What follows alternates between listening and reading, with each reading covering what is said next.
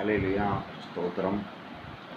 தினம் நடக்கும் சம்பவங்களை நினைவு கூறி பகிர்ந்துகிறதும் ட்ரைனிங் எடுப்பதுமா இந்த பேச்சை பேசிக்கொண்டு இருக்கிறேன். இதில் தவறு இருந்தால் மன்னித்துங்கள், நன்மை இருந்தால் சொல்லுங்கள். ஆமாங்க, குடிகாரங்களோட சேர்ந்தேன், குடிகாரங்களோட பழகினேன். நான் இப்போ ரொம்ப நல்லா இருக்கிறேங்க. ஆமாங்க, கஞ்சி அடிக்கிறவங்களோட சேர்ந்தேன், அவங்களோட பழகினேன், வாழ்க்கையில் நல்லா இருக்கிறேங்க. ஆமாங்க, கெட்டவங்களோட சேர்ந்தால் கெட்டு போயிடுவாங்க. எல்லாருமே கெட்டவங்களோட சேராது, நல்லவங்கள்ட்ட மட்டும்தான் சேரன்னு பொதுவாக சொல்லுவாங்க. என்னுடைய நண்பர், அவன் அதிகமாக படித்தவன், ஒரு காலேஜில், ஃபேமஸ் காலேஜில் என்கிட்ட வந்து பிரியமாக பேசிகிட்டு இருக்கும்போது அவங்க அப்பா திடீர்னு கூப்பிட்டாங்க. அவங்கெல்லாம் நம்ம ஊருக்காரன் தான், ஆனால் படிக்காத முட்டாளுங்க. அவங்ககிட்டலாம் பேச்சு அளவாக வச்சுக்கிடணும். முட்டா பசங்க மூளை இருக்காது, அவங்க படிக்காதவங்களுக்கு மூளையே இருக்காது, அப்படி இப்படின்னு அட்வைஸ் பண்ணியிருக்காங்க. ஆனால் அந்த மனுஷனே குறிப்பிட்ட நாளுக்கு பிறகு அவங்க வீட்டுக்கு போனோம்னா சாப்பாடு 4 பேர் இருக்காங்கன்னா 5வது தட்டு எனக்கு வந்துடும், நானும் சேர்ந்து சாப்பிடுவேன். நம்ம நடந்துக்கிற விதம் தான். அவங்களுக்கு பொருளாதாரம் இருந்துச்சு, ஆரம்ப காலத்துலேருந்து நல்ல ஸ்கூலில் படிக்கக்கூடிய கிருபை கிடச்சிது, படிச்சுக்கிட்டாங்க. நம்ம பிறந்த நேரம் நம்மளுக்கு பொருளாதாரங்கள் இல்லை, படிக்க முடியலை. ஆனால் 4 நல்லவங்கக்கிட்ட நல்லதை கேட்டு தெரிஞ்சு நல்லதை கற்றுக்கிட்டோம். அதனால் அவங்க சாப்பாடுற தட்டில் 4 தட்டில் ஒரு தட்டை நமக்கு பகிர்ந்து கொடுக்க அளவுக்கு கடவுள் நம்மளை உயர்த்தினார். சரி, இப்போ ஏன் இது சொல்கிறோம் அப்படின்னா, எல்லாருமே நல்லவங்கக்கிட்ட தான் பழகணும், இந்த நல்லவங்க தான் இந்த உலகத்தில் வாழணும்னா கடவுள் அப்படி படையலை. குடிகாரங்களாக இருக்கலாம், கஞ்சி அடிக்கிறவங்க இருக்கலாம், எக்ஸ்ட்ரா போயிட்டே இருந்தால் அவங்க எல்லாம் பிறக்கும்போதே என்ன வேறு மண்டலத்தில் இருந்தால் பிறந்தாங்க? இல்லைங்க, இங்கே பிறந்து ஏதோ ஒரு சூழ்நிலையில் ஏதோ ஒரு சந்தர்ப்பத்தில் அதை கற்றுக்கிட்டாங்க. ஒருவரை கூப்பிட்டு கேட்டேன், ஐயா நீ எப்படி தண்ணி அடிக்க ஆரம்பிச்சிங்கன்னா? நல்லா போங்களேன், அந்த சுகத்தை ஏன்னா கேட்குறீங்க? எங்கள் குடும்பம் ஒரு கௌரவமான குடும்பம். நான் ஒரு கம்பெனியில் நல்லா வேலை பார்க்குற அளவுக்கு எந்த கெட்ட பழக்கமும் என்கிட்ட கிடையாது. கம்பெனியில் வேலை வச்சோன்னா நல்ல சேலரி, நல்ல மரியாதை. என் கூட யங் ஸ்டேஜில் இருக்கிற பையனுக்கே கல்யாணம் ஆகி குழந்த பிறந்துச்சு. நல்ல வசதியான வீட்டில் கல்யாணம் பண்ணியிருந்தான். பர்த்டே ஃபங்க்ஷன் பண்ணாங்க, முதல் குழந்தைக்கு ஃபஸ்ட்டு பர்த்டே ஃபங்க்ஷனுக்கு பத்திரிக்கை வச்சான். அன்னைக்கு தாங்க எனக்கு சனியம் பிடிச்சிது. அவனுக்கு பர்த்டேயில் சந்தோஷம், எனக்கு சனியம் பிடிச்ச நாள், துக்க நாள் அப்படின்னாரு. என்னங்க சனி? ஃபங்க்ஷனுக்கு போயிருந்தாங்க. ஃபங்க்ஷன்லாம் முடிஞ்ச உடனே மாடியில் போய் எல்லா ஃப்ரெண்ட்ஷிப்புகளும் சரக்கு அடிச்சிட்டு இருந்தாங்க. என்ன கூட்டு சரக்கு அடிக்க சொன்னானுங்க. நான் வேண்டாம்னேன். வேடா சரக்கு அடிக்க மாட்டான், சரக்கு அடித்தா தான்டா ஆம்பளை, அப்படி இப்படின்னு சொல்லி ஒரு கிளாஸில் கொஞ்சோண்டு பீரை ஊற்றி ஃபுல்லாக தண்ணியை ஊற்றி கூல்ட்ரிங்க்ஸ் மாதிரி குடித்தேங்க.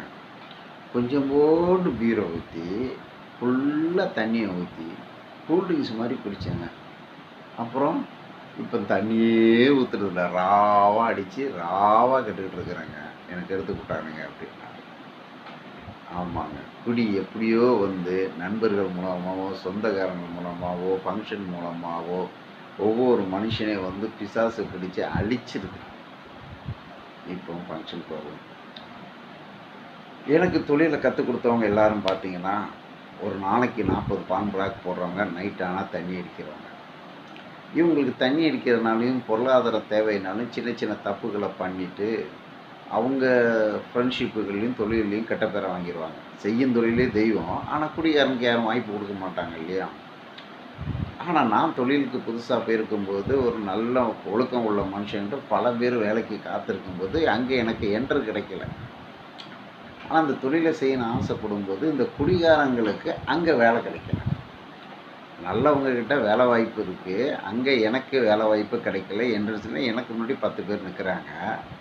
நான் அந்த தொழிலை கற்றுக்கிறதுக்காக குடிகாரனை சேரும்போது குடிகாரனுக்கு அந்த வேலை வாய்ப்பு கிடைக்கல.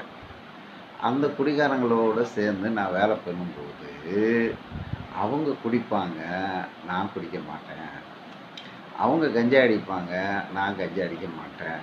இப்படி எல்லா அழிவான பாதைகளிலும் அவங்க செய்வாங்க, நான் செய்ய மாட்டேன். செய்கிறதுன்னு தப்புன்னு அவங்களுக்கு தெரியும், நான் தப்புன்னு கூட சொல்லக்கூடிய தகுதியற்றவனா அமைதியாக இருந்துக்கிட்டு இருந்தேன். பாருங்கங்க, எனக்கு தெரிஞ்ச ஒரு பணக்கார பையன்களோட ஒரு பையன் ரொம்ப ஃப்ரெண்ட்ஷிப் வச்சுருந்தான். அவங்க ட்ரெஸ் பண்ணுற மாதிரி ட்ரெஸ் பண்ணுவான், அவங்க கூட காரில் போவான், அவங்களோட இருப்பான், அடுத்தவங்கள மதிக்க மாட்டான். கேட்டால் எனக்கு அவன் ஃப்ரெண்ட்ஷிப்புன்னான். ஒரு குறிப்பிட்ட ஸ்டேஜ் கழிச்சு நான் அவனை பார்த்தா, அந்த பணக்கார பையனுங்க தண்ணிக்கு அடிமையாகி குடும்பத்தில் சொத்தை அழிச்சு மரியாதை கெட்டு போச்சு. இருந்தாலும் சொத்து இருக்கிறதுனால இவங்க ஃப்ரெண்ட்ஸுகளுக்கு அவங்களால செலவு பண்ண முடியாமல் தூரம் ஒதுங்கி போயிட்டாங்க. அவனை ஒட்டிக்கிட்டு எனக்கு அவன் ஃப்ரெண்ட்ஸு, இவருடைய பையன் எனக்கு ஃப்ரெண்டு, அவளோட பையன் எனக்கு ஃப்ரெண்டு, இவரோட பையன் எனக்கு ஃப்ரெண்டு, நான் பெரிய பந்தாவாக போனவன். ஒரு குறிப்பிட்ட ஸ்டேஜுக்கு பிறகு அவங்கெல்லாம் பணத்தில் செட்டில் ஆகிட்டாங்க. இவன் எந்த தொழிலையும் கற்றுக்கிடல.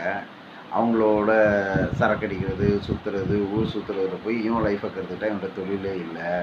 கடைசியில் இந்த ஏழை வீட்டு பையன் கஷ்டப்பட்டுக்கிட்டு தண்ணிக்கு அடிமையாகிட்டான். அந்த பணக்கார பசங்க பணம் இருந்ததுனால தண்ணிக்கு அடிமையாகிட்டாங்க. இந்த குடிகாரங்களோட சேர்ந்தேன்னா அவங்ககிட்ட இருந்த தொழிலை ஈஸியாக கற்றுக்கிட்டேன். இந்த குடிகாரங்களோட சேர்ந்ததுன்னா அவங்கள்ட்ட இருந்த கைத்தொழிலை ஈஸியாக கற்றுக்கிட்டேன். கைத்தொழில் ஒன்றை கற்றுக்கொள், கவலையில்லை ஒற்றுக்கொள்ளுனாங்க இல்லையா? இந்த குடிகாரங்கிட்ட தாங்க நான் தொழிலை கற்றுக்கிட்டேன். அப்போ குடிகாரனோட சேர்ந்ததுனால நான் நல்லா இருக்கிறேன் இல்லையா? ஆனாலும் இந்த குடிகாரங்களை நீங்கள் குற்றவாளின்னு சொல்லாதீங்க, ஐயோ பாவங்க. இந்த குடிகாரங்களை நீங்கள் குற்றவாளின்னு சொல்லவே சொல்லாதுங்க, ஐயோ பாவங்க. இந்த குடிகாரங்க எவ்வளோ கொடுமையை அனுபவிக்கிறாங்க தெரியுங்களா? ஒருவரை தெரியும், அவருக்கு சிறு தொழில் தெரியும், ஒரு கான்ட்ராக்ட்காரங்கிட்ட போய் அவங்க ஒய்ஃபே அட்வான்ஸ் பணத்தை வாங்கி இவர் நீங்கள் வேலைக்கு வச்சுக்காங்க, இவர் எங்கே வேலைக்கு போனாலும் நீங்கள் விடாதீங்கன்னு கொண்டு அடிமை மாதிரி விற்றுட்டு வந்துட்டாங்க, கொத்தடிமை மாதிரி. இவர் டெய்லி காலையில் அங்கே வேலைக்கு போகணும், சாயந்தரமான வேலையை முடித்த உடனே இவர் சரக்கடிக்க ஒரு 200 ரூபாய் கொடுத்துருவாங்க. மீதி சம்பளத்தை முன் அட்வான்ஸாக அவங்க ஒய்ஃப் வாங்கிட்டு இவர் எங்கேயுமே வேலைக்கு போக முடியாது. இவர் காலையில் போகும்போது ஏதோ டீயோ பழைய கஞ்சியோ குடிச்சிட்டு போவார், மத்தியானம் அங்கே சாப்பாடு கொடுப்பாங்க, அதை சாப்பிட்டு விடுவார், சாயந்தரம் பசி எடுக்கும், ஒன்றும் இருக்காது, வந்து சரக்கடிப்பார். சரி, அவங்க வீட்டில் போய் என்ன சமையல் பண்ணுறாங்கன்னு பார்த்தா சத்தான உணவே கிடையாதுங்க. இவர்கிட்ட வாங்கின அட்வான்ஸ் பணத்தை வாங்கி அந்த அம்மா ஒரு நகையை வாங்கி போட்டுக்கிறாங்க. அட்வான்ஸ் பணத்தை வாங்கி நகையை போட்டுட்டிங்களாக்கா, இந்த நகையினால் என்ன பெனிஃபிட்னு கேட்டால், கஷ்டம்னு வந்தால் ஃபங்க்ஷன் வந்தால் மார்வாடி கடையில் அடகு வைக்கலாம்ல. அவங்க அறிவு அவ்வளோதாங்க இருக்குது. அவங்க நம்ம உடம்புக்கு என்ன தேவை, நம்ம வீட்டுக்கார் உழைக்கிறவருக்கு என்ன உடம்புக்கு தேவை, நம்ம குடும்பத்தில் என்ன சாப்பிடணும் அப்படிங்கிற நாலேஜே கிடையாதுங்க. இந்த ஜனங்க காலையிலே பழைய கஞ்சி குடிக்கிறத புனிதமாக நினச்சிட்டு இருக்காங்க. அதுக்கு சரியான ஊறுகாய் இருக்காது, சரியான சத்தான உணவு இருக்காது, மத்தியானம் சரியான சாப்பாடு இருக்காது, சாயந்தரம் சரியான சாப்பாடு இருக்காது. ஏதாவது ஃபங்க்ஷன் நாள் வந்தால் தாங்க இந்த குடிகாரங்களுக்கு நல்ல உணவு. இந்த வீடுகளில் இந்த பெண்கள் பண்ணுற கொடுமையில் பாதி குடிகாரங்க வீட்டில் ஒழுங்கான சாப்பாடையே கொடுக்க மாட்டாங்க. கடினமாக உழைச்சிட்டு வந்து இவங்க பட்னியாக கிடந்து அவங்கள ஒவ்வொரு பார்சு கிட்ட அநியாயமாக செத்து போகிறாங்கங்க.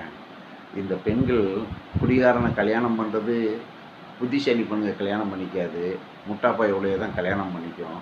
அந்த முட்டாப்பாய் எவ்வளோ இன்னும் முட்டாள்தனமாகி அந்த குடிகாரங்களை பண்ணுற கொடுமை இருக்குது, குடும்பத்தில் பண்ணுற கொடுமை இருக்குது. பணம் பணம் பணம் பணம்னு சொல்லி அவன் 50 வயசில் வாழ்றவனை 25 வயசில் சாகடிச்சிட்டாங்க. அவன் குடித்து சாகலைங்க. ஏன் அமெரிக்காவில் ஃபாரினில் குடிக்கலையா? அவன் உடம்பு ஹெல்த்துக்காக குளிருக்காக கொஞ்சமாக குடிக்கிறான், அவன் ஹெல்த்தாக இருக்கிறான்.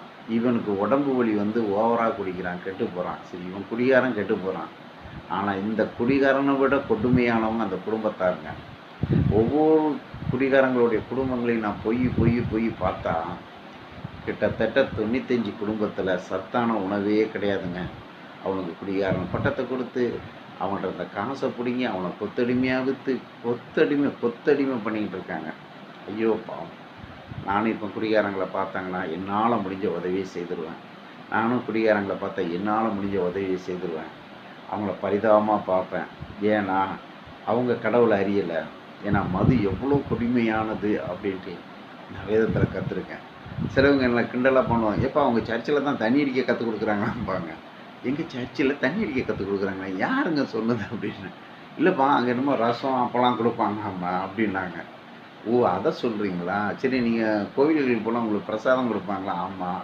அது என்னதுன்னா லட்டு கொடுப்பாங்க, புளியோதரை கொடுப்பாங்க, அதெல்லாம் என்னது பிரசாதம்? அதாங்க எங்களுக்கு இது ஒரு உடன்படிக்கைங்க. யாரோ தப்பாக சொல்லியிருக்காங்க, இப்படி புரிஞ்சுக்கிட்டு இருக்கீங்களேன்ட்டு ஒரு மதத்தை பற்றி இன்னொரு மதத்தங்க தவறாக புரிஞ்சு கிண்டல் பண்ணுறதுலாம் இருக்குது.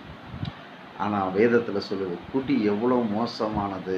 பல நூற்றாண்டு காலத்துக்கு முன்னாடி எழுதிட்டாங்க. குடி எவ்வளோ மோசமானது.